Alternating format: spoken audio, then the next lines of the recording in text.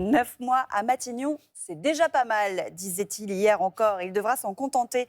François Bayrou devrait être balayé à l'Assemblée lors du vote de confiance qu'il a lui-même requis. Bonjour Mathieu Souquier. Bonjour. Vous êtes essayiste, expert associé auprès de la Fondation Jean Jaurès. François Bayrou, il parle déjà de son rôle au passé. On l'a entendu dans ses nombreuses interviews des derniers jours. Il a convié ses ministres à Matignon ce soir, vraisemblablement pour un pot de départ. Dès lors que la gauche, dans son ensemble, et l'extrême droite ont dit qu'ils n'accorderaient pas leur confiance à François Bayrou, on voit mal effectivement ce qui pourrait changer la donne. Derrière la question de confiance, il y a en réalité la question budgétaire. On voit bien que si François Bayrou a fait cette démarche, c'est parce qu'il pressent bien que l'adoption de son budget était de toute façon une chose compliquée. En réalité, les mêmes causes produisent les mêmes effets.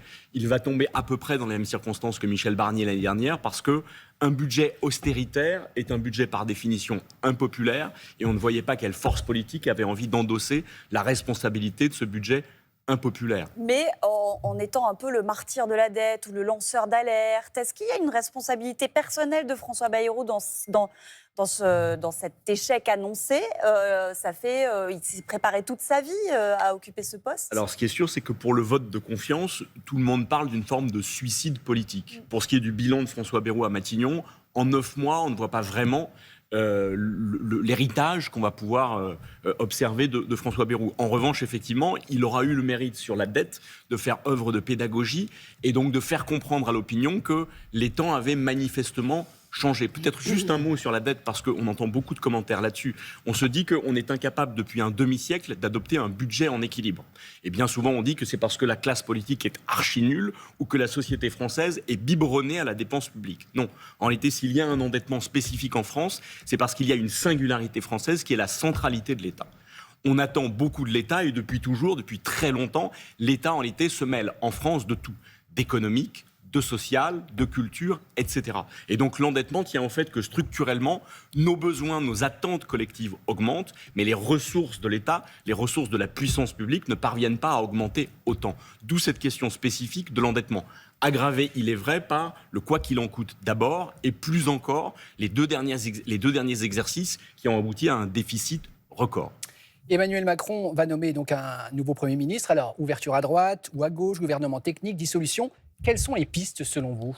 Eh bien, je vous disais que les mêmes causes produisaient les mêmes effets et nous sommes dans la même confusion en réalité qu'il y a un an. Parce que tous les scénarios qu'on évoque aujourd'hui, sans aucune certitude de celui qui l'emportera, c'est potentiellement un gouvernement technique ou un gouvernement politique. Un gouvernement technique, ce serait un gouvernement à la Mario Draghi, c'est-à-dire quelqu'un qui vient précisément et qui tente de façon consensuelle de rétablir l'équilibre des comptes publics. Un scénario politique, c'est, dans le contexte actuel, ce qui semble être privilégié, mais là on voit bien qu'on pourrait avoir une option de gouvernement de droite ou un gouvernement de gauche. Ça dit bien encore une fois que la clarification n'est pas là et que la confusion l'emporte.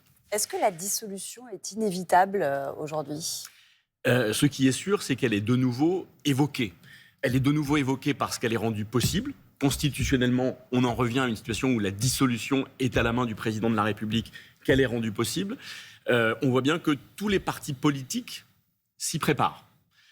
Et on voit mal quel profil de Premier ministre pourrait effectivement, dans les semaines, dans les mois à venir, opérer de façon plus efficace que Michel Barnier hier ou François Bayrou aujourd'hui. Et puis surtout que le spectre est large. On parle de Xavier Bertrand à Pierre Moscovici, Éric Lombard, Sébastien Lecornu, Catherine Vautrin. Enfin, on a l'impression que tous les noms sont mis dans la... L'incertitude est totale. Je dirais qu'aucun de ces scénarios ne semble l'emporter sur les autres aujourd'hui.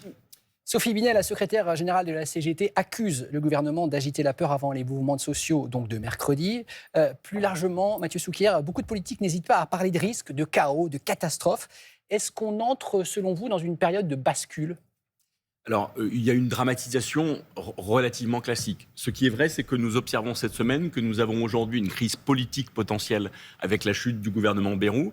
Nous avons une crise sociale qui pointe. On n'en connaît pas l'ampleur, on n'en connaît pas l'intensité, mais mercredi, il y a de premières manifestations et il y aura de nouvelles manifestations dès la semaine prochaine. Et par ailleurs, vendredi, vous avez effectivement une grande agence de notation qui doit qualifier la situation financière de la France. Et la note de la France devrait être dégradée. Donc entre la haie politique, la haie sociale et la haie financière budgétaire de vendredi, on voit bien que, même si on ne peut pas parler de bascule, on est dans une situation de grande fragilité. Et une recomposition du paysage politique. Encore Laurent Wauquiez hier qui rappelait, c'est pas nouveau, mais qu'il plaidait pour une union des droites Alors, Darmanin à Knafo. Ce qui est sûr, c'est qu'on observe quand même deux discours différents dans la classe politique et que derrière, il a la question de savoir si nous allons basculer d'une forme de crise politique à une forme de crise de régime.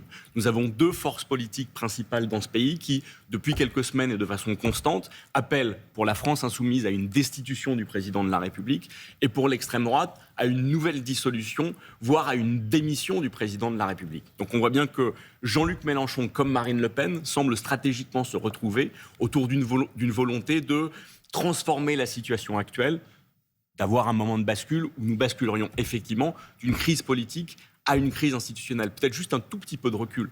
Il est vrai que l'instabilité face à laquelle nous sommes rappelle les débuts de la Ve République. À l'époque, en 1958, après seulement 12 années de 4e République, à cause d'une instabilité politique et de l'incertitude qui allait avec, les Français ont considéré qu'il fallait changer de régime et avoir un pouvoir fort, retrouver un pouvoir fort. L'histoire de la Ve République de 58 jusqu'à aujourd'hui, c'est l'histoire d'un pouvoir fort qui est de moins en moins fort.